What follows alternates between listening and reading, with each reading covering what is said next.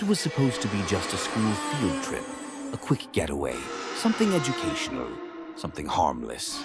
10 students, 1 teacher, a van ride into Blackridge Forest, the kind of place no one had any reason to visit anymore. The trees there had grown too tall, too thick. The paths were forgotten. Sunlight barely touched the moss-covered ground. Even animals didn't linger long. It was a forest that swallowed sound and didn't give it back. The trip had been Mrs. Donnelly's idea, an annual disconnect from technology exercise for top-performing students.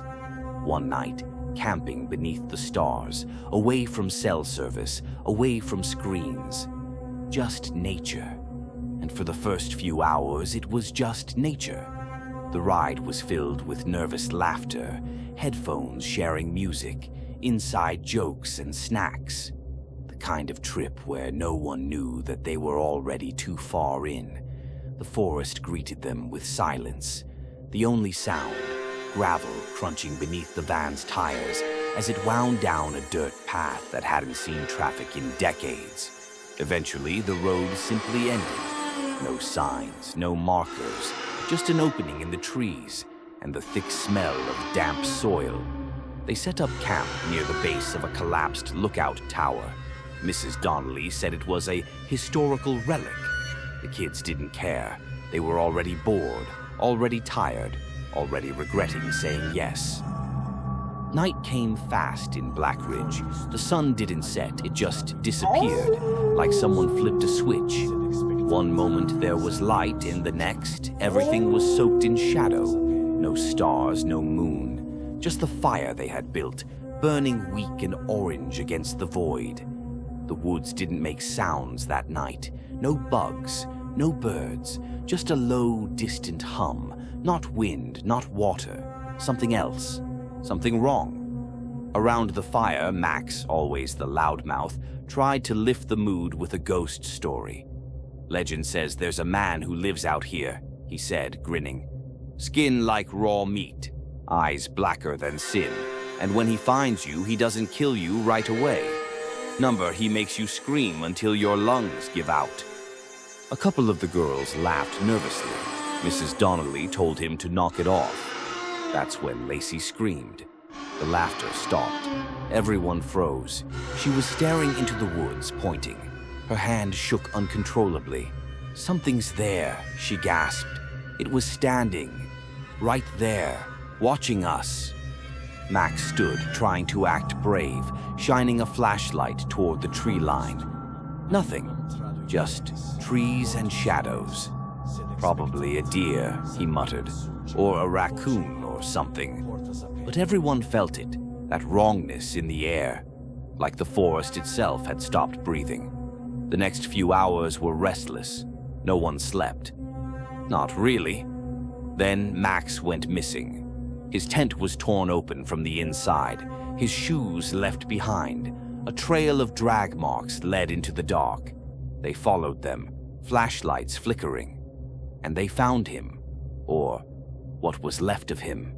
Max's body was hanging upside down from a tree branch. His chest was split open from neck to navel, ribs pried wide apart like wings. His insides had been carefully removed and arranged beneath him in a circle. His tongue was missing, his eyes gouged out. Carved into the tree behind him, in what looked like his own blood, were the words, "You looked back." That's when everything fell apart. Emma screamed. Tommy threw up.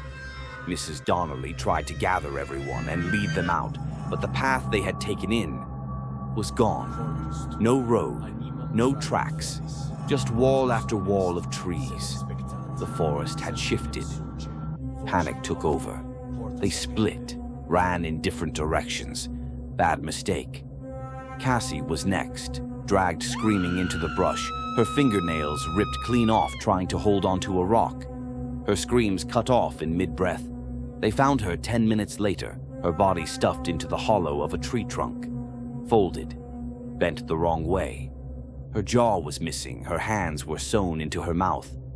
With wire, something loathed them for being alive. Mrs. Donnelly tried to keep order. She herded the remaining 5 into the old lookout tower. The wood creaked and swayed, ready to collapse.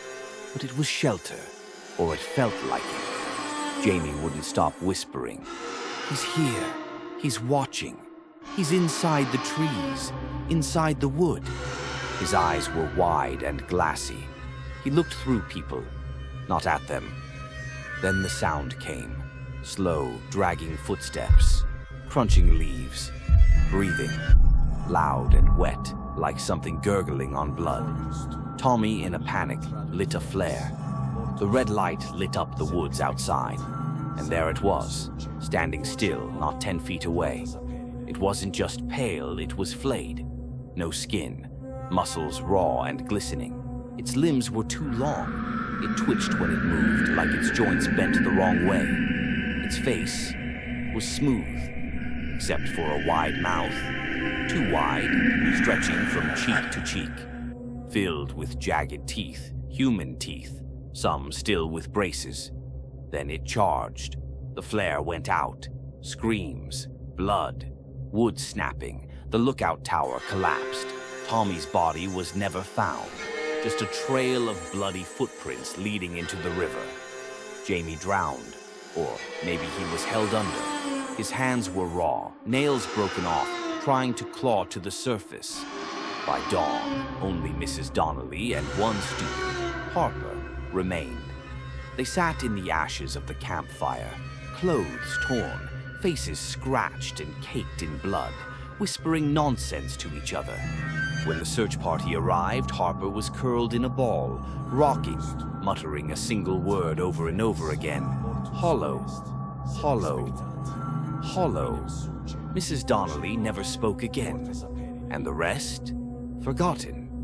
But the forest remembers, because it's still hungry, and the hollow thing still waits, just behind the trees.